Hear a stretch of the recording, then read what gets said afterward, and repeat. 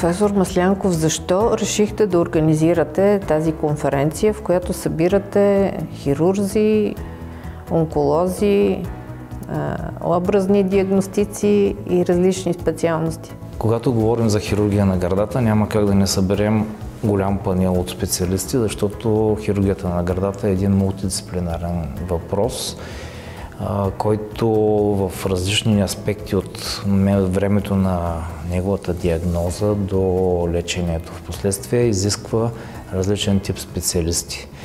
Въпросът е, като правим такъв форум, който в случая е насочен с таргет към хирургичната гилдия, той е под егидата на хирургическото дружество, но основно искам те да бенефицират с познанията, които трябва да придобият тук, но не може да ги лишим, да им покажем само хирургични техники, как се прави дадена операция. Това нещо много бързо ще се изчерпва като познание, а трябва да се огледа болестта от всякъде, от всичките и нейни страни и да даде възможност човек да придобие и да почне, аз това нещо някак си обичам да го повтарям, да почне да мисли мултидисциплинарно, да знае с другите средства на лечение как можем да помогнем, така че да намалим хирургията. И това е днешното поведение спрямо рака на гърдата. Какви са първите ви впечатления? Получава ли се общото вървене в тази посока? Изненадан съм. Голям интерес има събитието. Много хора дойдоха в залата. Виждате, че се напълни, има правостоящи и се радвам на тези млади хора, защото точно тях се опитваме да променим, те да наследят нашите подходи, нашите знания и в крайна сметка хирургията да върви напред. Най-важното е да знаеш, че постоянно трябва да четеш. Постоянно трябва да следиш какво излиза в световен аспект, в литературата, какви са новите подходи и как да ги прилагаме на практика. Естествено, трябва да стъпим върху едни здрави основи, каквато базисна информация. Те има и книги, достатъчно български научни форуми, където да се научат нещата. Мисля, че имаме и хубави традиции. Колкото и да си говорим, тая конференция е имала подобен аналог преди повече от 30 години. Това нещо трябва да го оставим в наследство на младите и да се надяваме те да го подобрят. Здравната ни система в дълг ли е към лекарите, които лекуват рак на гърдата и към пациентите? Към лекарите е в дълг и към пациентите също е в дълг. Защото доста години имам чувството, че системата върви малко по инерция и въобще остава на заден план пациента или пък за лекаря няма какво да говоря. В така наречените клинични пътеки, които в момента действат, няма остойностяване на нашия труд.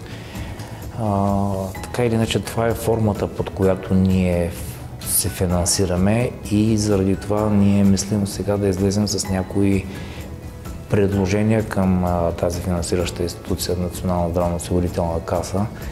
Подготвили сме документи, които утре ще обсъждаме на кръглата маса. Надяваме се... Какви са конкретните ви предложения? Какво да влезе в реимбурсирането? Знаете ли, аз знам, че ако излезем с много искания, накрая може нищо да не се получи. Това е много типично за нашата българска действителност. Най-много и най-напред съм сложил изискването да се добави сентинелната биопсия. Първо, тя няма там специфичен код, който трябва да бъде въведен в нашата клинична пътека 193 и евентуално при нейното осъществяване да има подкод към тая пътека и съответно различно диференцирано заплащане. Това се мисля, че би било много полезно в много аспекти. Първият аспект, ние печелим от това, че нанасяме по-малка травма на пациентите. Това е един доста труден, такъв логистичен проблем. Трябва да се маркира предварително пациента, да се закупят определени устройства от болниците, да могат да се визуализират тези сентинелни възли. Това са първите възли в лимфното разпространение и да се отстранят само те. Това спестява в много голям процент от жените, които оперираме за рак на гърдата, осъществяването на последващата аксиларна лимфна дисекция, която понякога осакатява жените. Остават с подута ръка, лимфедем, боли ги, нарушава се функцията понякога и така нататък. Това са неща, които могат да се превентират. Тоест до сега да разбирам ли, че Здравната каса финансира хирургия на гърдата в пълния им размер? Точно така, да. А не финансира по-щадящи операции? И ако ти приложиш по-щадящата, няма да бъдеш финансиран за това нещо. А то изисква повече усилия, изисква колаборация с колеги и пак ще повторя, изисква специфична техника, обучение, понякога и консумативи. Тоест, излизайки по-трудно да направиш този модел операция, ти реално в един момент ти писва и спираш да се занимаваш с това. За това ли не са много местата в България, където се правят такива щадящи операции? Аз считам, че това е основната причина и дори центрове, където е била практика и са били водещи в това да се въведе този метод, в някакъв момент се отказват или намаляват дейността си в тая посока и примерно едно увеличаване с 20, 25, 30% на стойността на клиничната пътека ще мотивира всички тези млади хора, на които ние разчитаме, да започнат да го изискват. Когато един млад човек изисква от ръководителите си в клиниката, от директора на болницата да бъде закупен даден консуматив, да бъде вложено, пък ще се получи по-високо финансиране, това ще даде качество на лечението. И това ще е в полза на пациентите. Естествено, това ще е в полза на пациента. Стандарти има, които на определени етапи в годините в различни научни форуми, като Варненския море, са излизали стандарти, които, за съжаление, обаче са по-насочени към сферата на онкологията. Може би трябва да работим в посока въвеждане на такъв стандарт за нас, хирурзите. Може би трябва да обединим и пластичните хирурзи и да търсим тая вече съвременна в 21 век реконструктивна хирургия. Много жени първично идват и търсят начин да бъдат оперирани така, че органа да бъде запазен и, честно да ви кажа, някой път може дори да стане по-добър, отколкото е бил преди операцията. Естествено, това трябва да бъде с една надежност, с достатъчно онкологична издържаност. И трябва... И да е достъпно за хората. И да е достъпно. Може би трябва да се помисли наистина за едно реимбурсиране на имплантите, защото в случаите, когато има рак на гърдата, това не е разкрасителна операция, това е просто едномоментна реконструктивна операция. И това е, според мен, сериозно показание на много места в Европа. Това се поема от здравните финансиращи институции. Колко напред сте българските хирурзи в лечението на рака на гърдата в сравнение с европейските ви колеги? Има една статистика, която при рак на гърдата въобще в България сме 78%, докато в Европа средния процент е 83%. Сега там вече може да анализираме малко факторите, които водят до такава разлика. На първо място е диагностиката и свързането с това намиране на случаи в много по-напреднала стадия. В България по-напреднал, ранен по-на запад. Тук е очевидна необходимостта да се въведе някакъв целенасочен скрининг, с който да хванем популацията цялата, защото все пак това е често заболяване. Една от 10-11 жени в България така или иначе ще се разболее. Казва го преди на други колеги. Днес, на тази дата, 10 жени ще получат в България диагнозата рак на гърдата. Това е въпрос на статистика. Около 4000 жени се разболяват на година, така че това е ясно. Така че ние трябва да направим така, просто да ги намираме в ранен стадий и другото, което да ги лекуваме по стандарти, с което да се дигнем средните показатели като преживяемост и вече, ако подобрим и качеството, още по-добре. Можем ли да кажем, че рака на гърдата, открит на време, е лечимо заболяване? Аз мисля, че можем да го кажем. И това много често го казвам на пациентките си, защото всяка жена, когато се сблъска с диагнозата, изпада в голям шок. Това е наистина психологическа травма за тях. В България нямаме така една психологическа помощ професионална, болниците нямат често психолози, налага се ние, лекарите, клиницистите да стоим много близо до пациентите си, да ги мотивираме. Много индивидуално да подхожда, защото пък те хората са различни. Но наистина рака на гърдата, дори в напреднали, аз съм имал пациенти в 4-ти стадии с далечни разсейки, диагностицирани като първа диагноза, живеят по 7-8 години, което си е дори по световните стандарти едно добро лечение.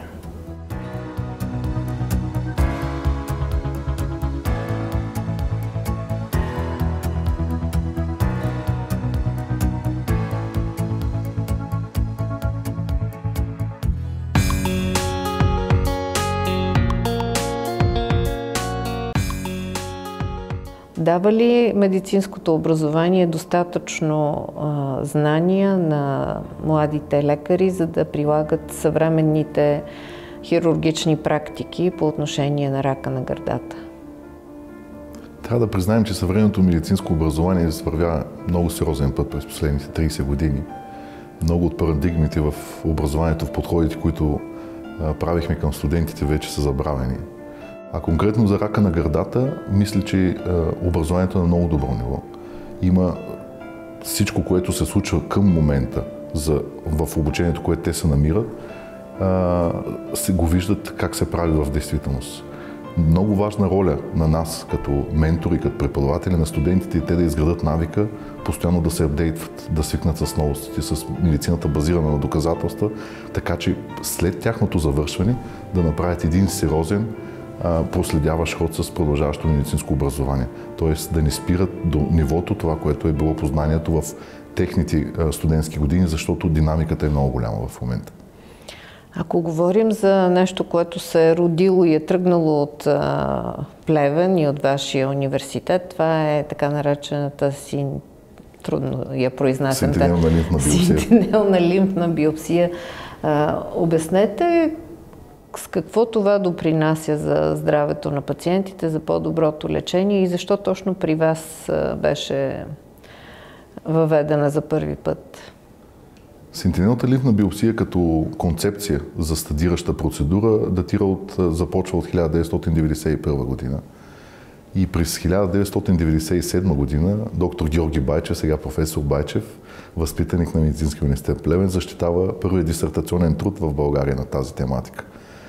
Тя променя, сентинелната лимфна биопсия променя начина на стадиране на подмишницата, на аксилата при пациентите с карцином на гърдата. Знаем, там е най-рисковото място за метастазиране на това заболяване. И променя правилата от една огромна травмираща операция към нещо по-малко, с много по-козметичен резултат, но с същата и по-голяма точност дори. Защо точно в Плевен? Плевен винаги е бил отворен към иновациите, към новостите в медицина. Тук примерите са безброй. Една от тях е сентинелната биопсия. Ще добавя само роботизираната хирургия, телехирургията, която започнахме в 2007 година да правим в Плевен. Духът е такъв. Това е голямата ни болка на тези съвременни хирурзи, че не навсякъде се прави. Здравната система е тромава. Тя е консервативна все още. Новостите не се акцентират така добре в клиничните пътеки. Клиничните пътеки подкарват локомотива в една посока, в едни релси, но много трудно тези релси се преместват в една или друга посока. Направихме и миналата година един анализ за последните 5 години, използвайки една специална софтуерен продукт с изкуствен интелект, данни платформа, която излича и прикриси на пациентите от Националната здравна информационна система. И за съжаление открихме това, което очаквахме, че едва 3% от пациентите в последните 5 години са направени с сентинелна лимфна биопсия, без значение кой от видовете, което е нищожно малко. Когато кажем за една процедура, че златен стандарт, тук трябваше да очакваме поне 50-60% от. Какво дава повече за здравето на пациента този метод? Дава по-малката травма, по-добрия козметичен резултат и в същото време същата онкологична сигурност. Тоест, когато сентинелният лимфен възел покаже, че той няма разсейки в него, че няма туморни клетки в него, ние на 99% в случаите считаме, че това е негативно за всички лимфни възли в подмишницата и не е необходимо по-голяма оперативна интервенция, по-голяма травма. В същото време вършейки сентинелната лимфна биопсия, намаляваме риска за така наречен лимфедем, отток на ръката, на крайника, която се случва при стандартната аксиларна лимфна дисекция, се случва при до 30-35% от пациенти, т.е. това ще бъдат едни бъдещи разходи за здравната система в България. И точно тук ще наблегна и в моята лекция на философското познаване на този проблем, хирурга да промени начина си на мислене. Проблема е отново медицинското образование. В България няма продължаващо медицинско образование, то не е никакво, но няма дори и задължително. И знанията все още се предават от учителя към ученика.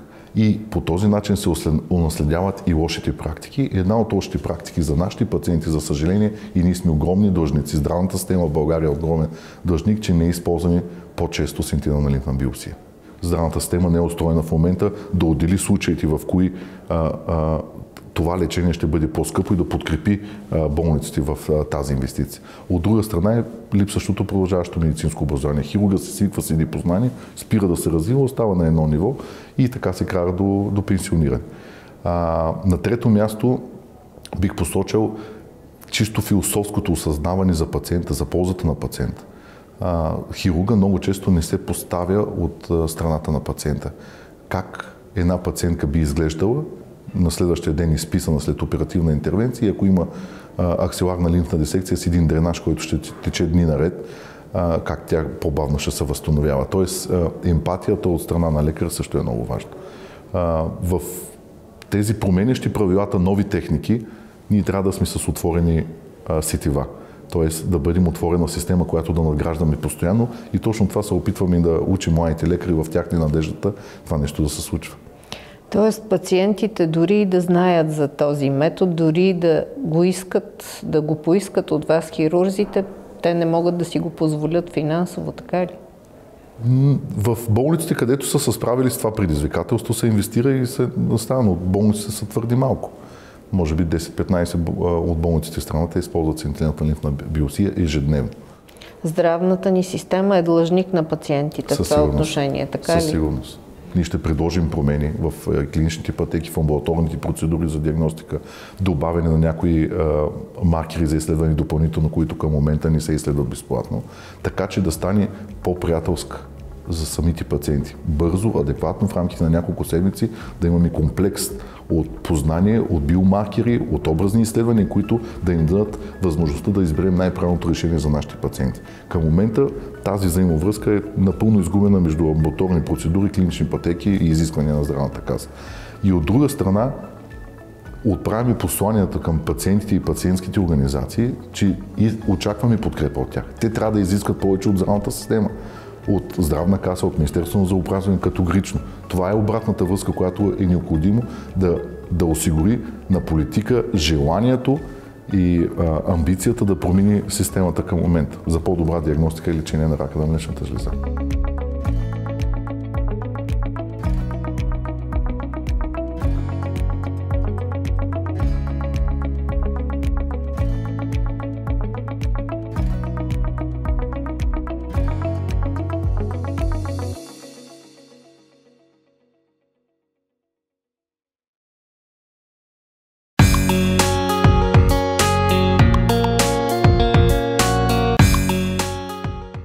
Вие сте първите, които се срещате, образните диагностици сте първите, които се срещате с рака на гърдата, така ли е? Има различни... В България няма единна система, с която да кажем къде трябва да отиде пациента и те доста често се лутат. Ако говорим за хора, които имат симптоми вече и напипват проблем, те може да отидат при различен лекар. Това може да дори да е личния лекар. Може да е хирург, може да е гинеколог. Те също са хирурзи, разбира се. За да кажем, че ние се срещаме първи, би трябвало в една нормална държава да има национална програма за скрининг. Тоест, едни жени, които са в рискова възраст вече, а именно след 40, да бъдат подложени системно на изследване като мамография и по този начин образните специалисти като мен, които разчитат тези изследвания, биха откривали проблеми, за които пациентката още не знае. И тогава ние ще сме първите, които ще го откриваме и ние ще сме първите, които ще го уточняваме. Но поради този хаос в България, поради липсата на национална програма за скрининг, често пациентите не се преглеждат и това, което стават напипват в един момент проблем, който за съжаление е по-голям, отколкото бихме искали. И тогава вече може да попаднат на всякакъв специалист, който да каже да, това е проблем. Така че рядко сме първите, бихме искали ние да сме първите, за да го открием в началото. Вие правите, освен тези ехографски и всякакви образни прегледи, правите и така наречената дебелоиглена биопсия. Тя каква роля има за диагнозата? Тя е от ключова роля. Идеята на биопсията, има различни видове биопсии. Тази дебелоиглена биопсия, тя е съвременният стандарт за определяне характера на тумора. Защото следващата стъпка е да определим дали той е агресивен, дали не е агресивен, от какво се влияе, има различни медикаменти. Тази информация може да бъде извлечена само с дебелоиглена биопсия. Тънката игла, която е иглата, с която вземаме венозна кръв, може да бъде само с ориентировачен характер. Има ли някакви изродени клетки или няма? Това не е диагностика, тя е ориентировачна насоченост. Когато се вземе тази дебелоиглена биопсия, ние, изследвайки всички параметри, които днес става въпрос на конференцията и тези молекулярни маркери, ние имаме вече възможността, лекарите, не само аз, обикновено това е медицински онколог, който да интерпретира тази находка на генетично ниво дори, за да се каже, вие подлежите на тази и тази схема. А схемите са на базата на доказателства. Медицината работи на доказателства. Когато пациентката е с неблагоприятни маркери, тя няма да отиде директно на операция. Тя ще бъде подложена предварителна терапия. Тя може да е химиотерапия, може да е имунотерапия. Тоест, ние за да предложим най-доброто на пациентката и нейното лечение да стартира правилно, на нас ни трябва тая първоначална информация. Тя е задължителна част от съвременната диагностика. И тя идва от тази биопсия с дебела игла. Да, точно. И когато лезията образованието не се напипва, ако то е хванато в началото дано, тогава в роля влизат образните специалисти, които под образен контрол правят тези прицелни биопсии и на по-малки лези, които още пациентката, за които не знае. А защо не го правят другите ваши колеги? Защо не се прави масово? Проблемът е многослоен. Първо, защото няма национална програма за скрининг. Оттам произлиза проблема, че не е уреден алгоритъма на пациента откъде да мине. Нещата са оставени на така наречения опортунистичен скрининг. Пациента решава, отива да се прегледа сам. GP-тата издават направление за мамография, да кажем, но това го правят при наличие на самоинициатива на пациента. Има и съвестни лични лекари, които го правят. Тоест, липсата на една система, която да насочи пациента откъде да мине, това означава, че той ще попадне на различни лекари, които в често случаи може да се окаже, че нямат съответната подготовка и компетентност и ще направят, да кажем, директно операция, което е грешно. И това е целта на съвременната среща, днешната, да се заложат едни стандарти, които да бъдат спазвани. Тоест стандарта не е непременно първо операция? Не. Първо е биопсия с дебела игла. Да, Вие казахте, че са малко специалистите по образна диагностика. Това на образованието ли се дължи или на липса на интерес към тази специалност? Има специалисти, за щастие и по-млади все повече има, които навлизат, но реимбурсацията на тази услуга, което означава заплащането от страна на държавата на тази услуга, отсъства. И когато пациента му се каже, вие трябва да платите тази сума, не ви го поема здравната каса, ако няма възможност, той ще отиде при специалист, който, да кажем, ще му предложи безплатна, в кавички, операция. Това също е проблем. Даже има пациенти, които им казват, там ще ви вземат парите, ние ще го направим безплатно. Пациентът не разбира кое е по-добро. Понякога те гледат да е по-евтино. Но има специалисти, които оттам тази конфронтация, липсата на заложеност да бъде стандартизирано, създава такива пречки, както към това много млади лекари да се профилират и да станат по-добри от моята област, така и на други лекари, които са хирурзи, да имат нуждата от млади лекари, образни специалисти. Не знам дали успях да го обясня. Всеки лекар ли може да направи образна диагностика на рак на гърдата? Има ли много случаи, в които хора, които не трябва да го правят? Ваши колеги имам предвид. От образната специалност ли? Да. Това е във всяка една професия. Принципно има по-добри специалисти, по-малко добри специалисти. Да прави човек образна диагностика на гърда е високо профилирана специалност. Това се придобива след като вече човек е специализирал образна диагностика 4 години и след това още няколко години се профилира само за гърда. Ние, образните специалисти, общо взето сме насочени към различни области на медицина, защото тя стана изключително подробна, изключително развита. Не може всичко човек да разбира. Така че не се очаква, че има много специалисти. Но имаме няколко областни града, да кажем 10 в България да има, които да го правят прецизно, с техника, това би било достатъчно, нали, за такива високо специализирани дейности. Но пак се връщам, трябва да има скрининг. Защото оттам, ако не е подредено къде да отиде пациента, кой да го поеме, те не ходят и всъщност ние се връщаме на стандарт от миналия век, когато се чака да се напипа една буца, която може да е късно да се лекува, защото колкото по-голям един тумор, толкова по-голяма е вероятността да има метастази вече. Полезна ли е тази конференция, в която участвате и с какво ще бъде полезна за пациентите и за вас, лекарите? Аз мисля, че е изключително полезна. Очарован съм от нивото, което се стремят колегите хирурзи да заложат в България и да се спазват тези стандарти. Много отдавна се чакаше тази конференция и благодаря на професор Маслялков, че организира, и съм очарован, че хирурзите имат това мислене. Тази интердисциплинарна наука, която е в мамологията, тя включва и патолози, и както и аз, и образни специалисти. Не може да работим отделно, а това е мястото, където именно ние ще обменим опит и ще инициираме едно такова залагане на стандарти, които са световно доказани. За съжаление, ние изоставаме в това отношение.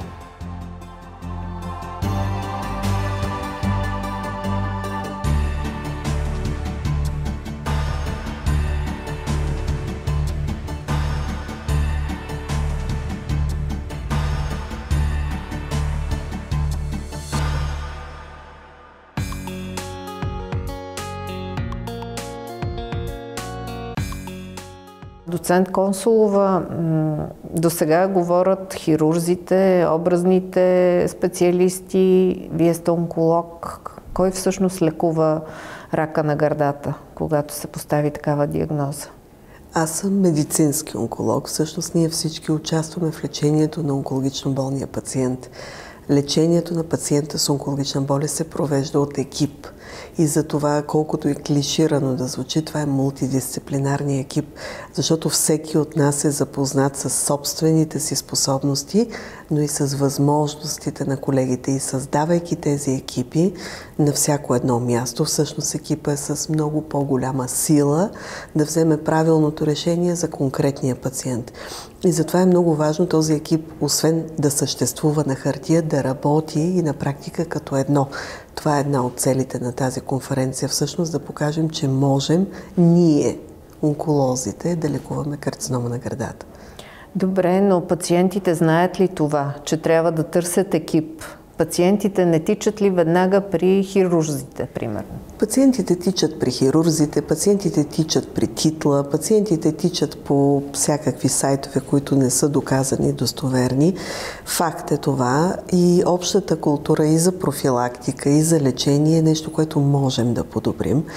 Затова пациентите наистина все повече се ориентират, защото самите те би трябвало да са част от този мултидисциплинарен екип. Във всяко едно решение участва пациента. Много пъти това, което се случва в България, пациента да каже: кажете ми какво да правя, с мисълта, че той не участва в вземането на решение, но това е подход на споделено вземане на решение, който е дефиниран и факт от много години. Така че всъщност пациента трябва да влезе в този екип, да бъде информиран адекватно за конкретната негова ситуация, съответно спрямо болестта, и той да участва в това решение. Как да разберат пациентите къде да намерят екип, за който вие говорите? Екипа започва с ние, а не с аз. Това е едно от нещата, които мисля, че звучи много добре като ориентировка. Те трябва да знаят, че независимо от това дали видят онколог, лъчетерапевт, хирург от един екип или образна диагностика, екипа би трябвало във всяка една ситуация да вземе едно и също решение. Затова е изключително важно всяка една конкретна личност, естествено, от този екип, но всъщност възможността той да функционира като едно и да работи заедно. Защото това, че аз като медицинска онкология работя с този хирург, защото съм в същата болница или в същия виртуален екип, дава възможност за по-лесно менажиране на всеки един пациент, но всъщност възможността да се направи това, от което пациента има нужда като лечение, е изключително важно. Затова наистина да потърси екип, в който доказано всеки работи в една посока. Всички гледаме с пациента напред. Тоест хирурга не е първия в... Би трябвало често да е образната диагностика, ако имаме скрининг и първична профилактика, защото специалистите по образна диагностика всъщност би трябвало да откриват безсимптомно тези болести, докато са в ранен стадий. Имаме много пъти личните лекари като специалисти, които откриват проблема и много пъти те насочват към хирург. Това е и заради спецификата в България, че при нас част от диагностиката се прави от хирург, а по света се прави от специалист образна диагностика, биопсията специално. Това, което е моя призив винаги, как се лекува една болест, зависи от това каква е тя. Да не позволяват да се махат туморите, пациента трябва да има образна диагностика, да бъде прегледан, да бъде стадиран, да има взета биопсия и тогава да решим какво лекуваме. Защото карцинома на гърда произлиза от гърдата, но има изключително много видове, които се лекуват по различен начин, с различна последователност, в началото хирургия или после системно лечение или обратното. Затова, ако някой каже, дай, ще реша проблема утре, това е невъзможно. Трябва ли да имат доверие пациентите в българските медицински онколози и хората и лекарите, които лекуват рак на гърдата? Доверие трябва да има. Доверието трудно се пази, трудно се изгражда. Доверие трябва да има и има много добри специалисти. Може би има хора, които биха могли да бъдат по-организирани по различен начин на различните места. Добри специалисти в България има. Кои са най-важните световни постижения в лечението на рака на гърдата, които се прилагат и у нас? Тези постижения се случват преди една седмица, преди месец, преди 2 месеца. Те не спират. Но откриването на прецизираната медицина, различните рецептори в болестите, различните видове тумори и това как да ги лекуваме. Може да имаме 2 тумора с размер 2 см. Единият да се лекува с хормонотерапия, другия с химиотерапия. Това зависи от това каква е болестта. Новостите са свързани с генетичните изследвания, но едни от най-големите новости, които примерно сега излязоха преди 1 месец от последната конференция Сан Антонио за гърда, най-голямото събитие за гърда по света, са всъщност пренареждането на стратегиите, преминаването на по-ранен етап на част от системното лечение и придобиването на възможност, когато имаме биопсия и след това хирургия за двукратно придобиване на туморна тъкан, която можем да сравним. И всъщност ние във времето придобиваме все повече знания, пренареждайки неща, с които работим от много отдавна. Променяме се. Ние също се променяме от максимализъм към абсолютна радикалност при хирургия на премахване на лимфни възли на 3 нива и на цялата гърда, нещо, което е забравено по света. Преминаваме към туморектомия и уточняваме кога да бъде, как да бъде направена и всъщност наистина всяка една област се развива изключително много и бързо. Това събитие е възможност да се съберем, фокусирайки се върху хирургията, но всички ние сме също тук. Така че това е една прекрасна инициатива, която се надявам да продължи.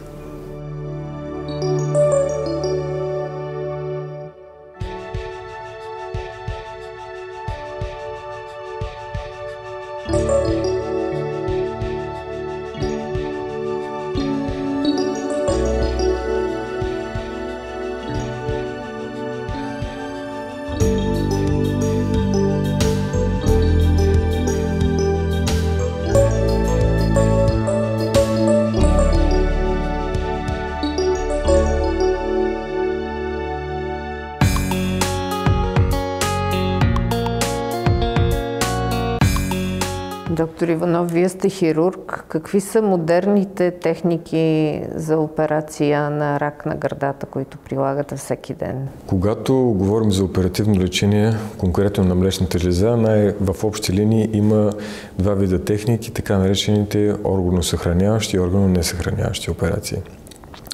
В 21 век, в днешно време е редно броят на органосъхраняващите операции да е драстично по-голям от тези, при които се премахва цялата гърда.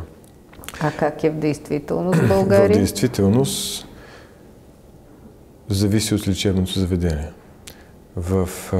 Конкретно в нашата болница, в болница Каспела, при изминалия период, който бяхме проследили, имаме 85% от случаите, при които е извършена органосъхраняваща операция.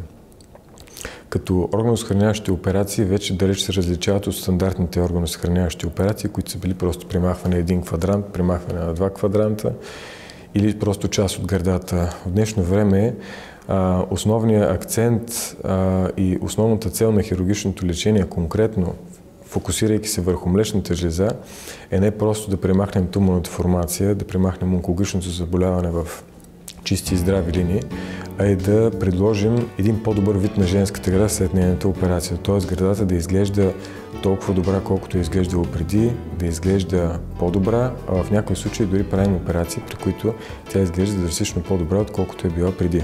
Проучванията в последните години показват и са насочени предимно не само върху онкологичното лечение, а и върху качеството на живот на пациенти след операции на гърдата. И статистиката показва, че използването на онкопластичната хирургия, т.е. извършването на тези операции, за които ви разказах, категорично повлиява благоприятно и положително пациентите след операция. От чисто психологическа гледна точка, емоционална и дори семейна. Не зависи ли от стадия на заболяването какъв вид операция ще се прави? Какъв вид операция ще се направи, зависи от доста фактори. Единият фактор е, разбира се, стадия на заболяването. Тоест, ако пациентът е с ранен рак на млечната жлеза и туморът е малък и пациентката не е показана за предоперативна, да кажем, химиотерапия, то тогава би могло да се извърши един тип операция. При пациенти, които туморът е много голям, стадия на заболяването е по-висок и е необходимо да се направи предоперативна химиотерапия, съвсем различна е операцията, която би могла да се направи в двете ситуации. Т.е. ако тя не получи химиотерапия преди операцията или ако получи необходимия терапевтичен отговор от самата химиотерапия, туморът се смали. Второ, много важно нещо е всъщност разположението на туморната формация. Къде точно се намира туморът в самата гърда. Модерната онкопластична хирургия дава възможност за извършване на различни онкопластични техники във всички квадранти на млечната жлеза, дори в случаи, в която туморът се разполага или туморите се разполагат в различни квадранти. Избора на една операция се решава индивидуално за всеки пациент. Тоест, той зависи от възрастта, той зависи от придружаващи заболявания, диабет, тютюнопушене, както казах, разположение от тумора и от много други фактори, които следват да бъдат обсъдени с пациента преди започване на оперативното лечение. Казахте за химиотерапия преди операцията. Имате ли случаи, в които не се стига до операция изобщо? Не, всъщност такива случаи няма. В момента текат проучвания, които целят в чужбина, които целят да покажат дали ако един тумор бъде повлиян достатъчно добре от химиотерапията преди операция, или така наречена неадювантна химиотерапия, дали той би могъл единствено и само да се проследява и да не се оперира.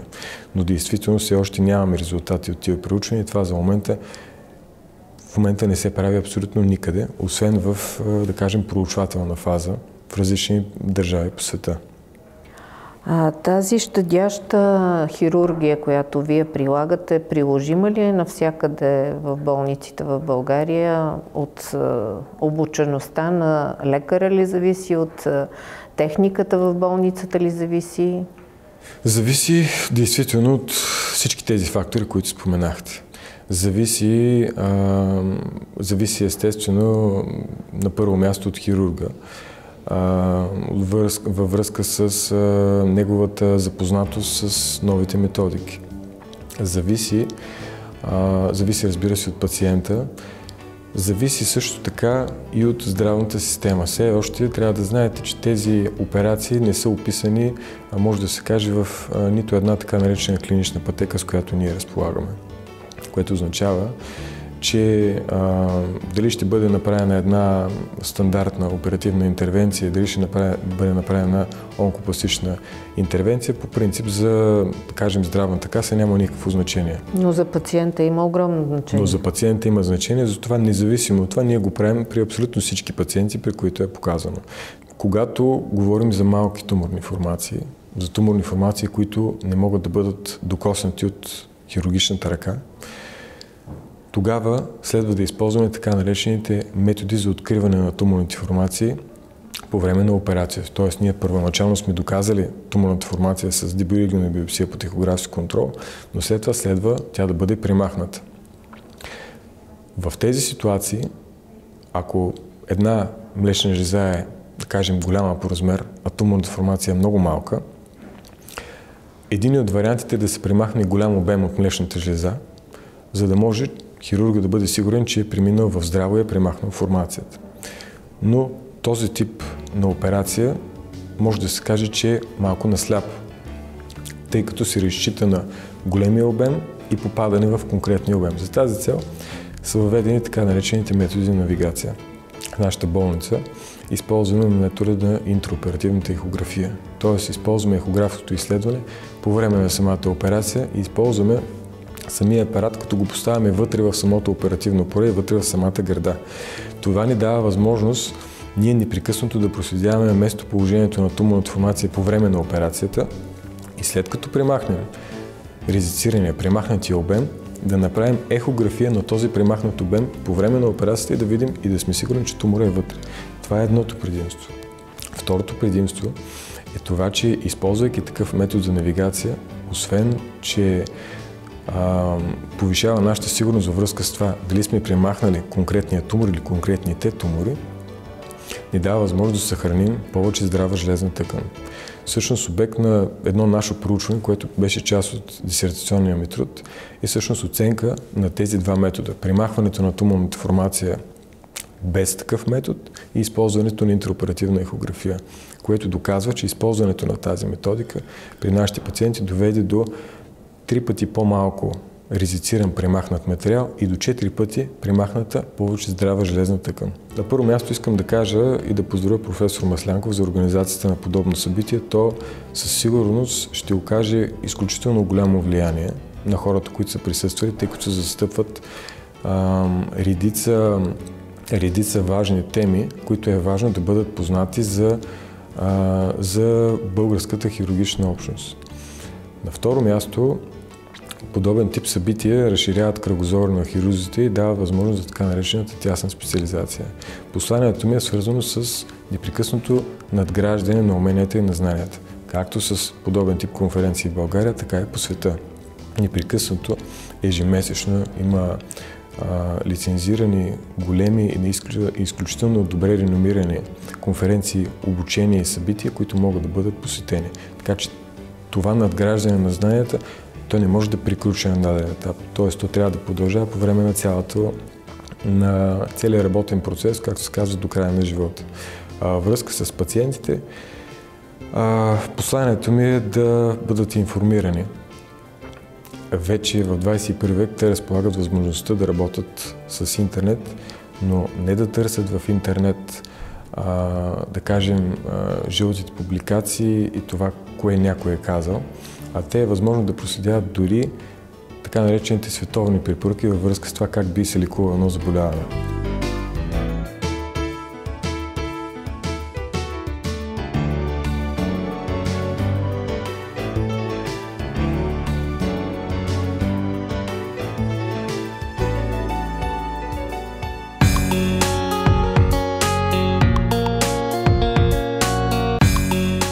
Какво е мястото на пластичните хирурзи? Мястото на пластичните хирурзи в лечението на тази болест е изключително голямо, тъй като вече в модерните времена говорим за онкопластична хирургия. Пациентите, страдащи от това заболяване, предимно жени, естествено изискват добър естетичен резултат, потиснати, депресирани от основната диагноза и от това как биха изглеждали след оперативно. Все повече се налага присъствието на пластичният хирург и в зависимост от обема на операцията, когато се отстранява тумора, дали ще бъде тотална мастектомия, дали ще бъде секторална резекция, се намества и пластичният хирург неизбежно, като предлага арсенал от реконструктивни методи за максимален, добър и функционален и естетичен дефект. Все по-често се работи симетрично и другата гърда и при тотална двустранна, особено мастектомия, най-често се поставят импланти, но е възможно използването и на други реконструктивни методи, различни видове ламба, които се правят най-често отложено, но може и определен обем да се направят едномоментно, особено при секторалните резекции. Въпрос на здраве или въпрос на естетика е вашето участие в тези операции? И на двете. Защото психичното здраве никак не е маловажно. Знаеме доколко проблеми може да доведат психологичните, психоемоционалните нарушения при жените в социален аспект, а дори чисто физически. Депресивният човек се храни малко, по-малко активен е в работата си и в социален аспект също, а това не е добре за качеството на живот и въобще в социален аспект за обществото. В здравната ни система регламентирано ли е вашето партньорство в тези операции? Бих казала не изцяло. Много има да се работи по този въпрос. Това, което коментирахме в предварителния разговор, технологиите напредват, хирургията се модернизира, налагат се все повече нови хирургични методи, които освен, че съкращават интраоперативното време, дават възможност за изява и на пластичният хирург и съответно за постигане на добри естетични резултати.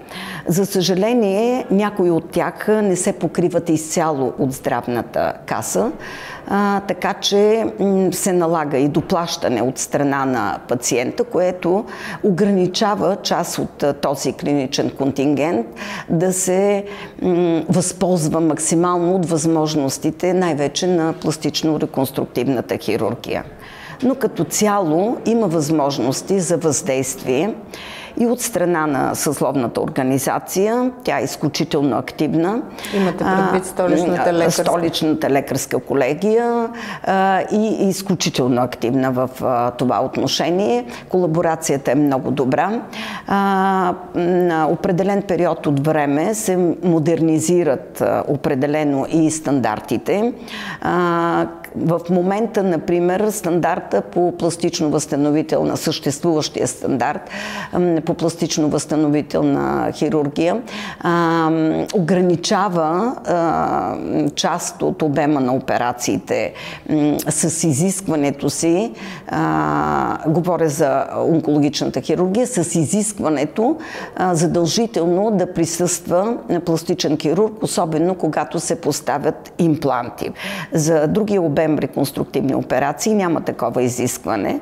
Моето лично виждане е, че наистина се налага присъствието на подобен специалист от много гледни точки, тъй като специфичните изисквания на пластичната хирургия не са познати от общите хирурзи.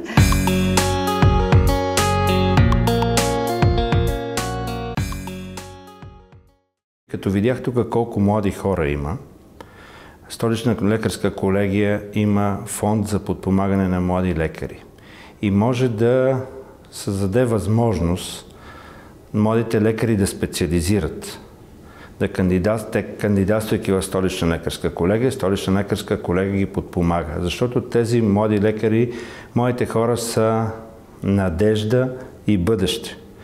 Те дават много енергия. А проблема с рака на гърдата е много значим. Изключително важно е да се намери начин с участието на лекарите и Столична лекарска колегия, които ги подкрепят. Над Столична лекарска колегия членуват над 10 500 лекари. Изключително важно е тези лекари да направят послание до обществото, че трябва да се започне превенция на всички жени над 25 години. Защото превенцията искам да кажа скрининг, да се направи скрининг, защото колкото по-рано се открива това значимо заболяване за обществото, толкова е по-добре за цялото общество. В България обаче няма скринингов план за рак на гърдата. Няма и за съжаление това е много лошо. Според мен всички институции трябва да се ангажират с този проблем, защото това е изключително сериозен проблем. Столичната лекарска колегия работи с Българския лекарски съюз и за мен е изключително важно Българския лекарски съюз да вземе отношение към този проблем, защото превенцията е изключително важно за бъдещето и развитието на нацията ни.